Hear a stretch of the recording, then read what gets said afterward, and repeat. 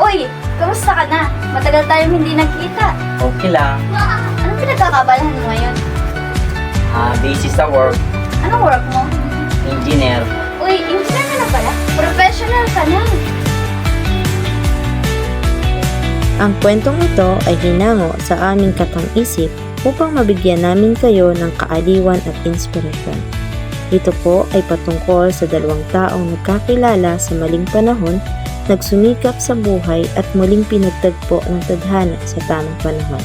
Pwede tayong makipagkilala at humanga sa isang tao, pero dapat nating maunawaan na unahin muna natin ang pag-aaral para sa pagdating ng panahon, maabot natin ang ating mga pangarap at magkaroon ng magandang kinabukasan.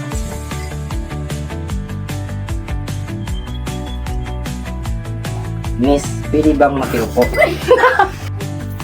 Miss, Google Map.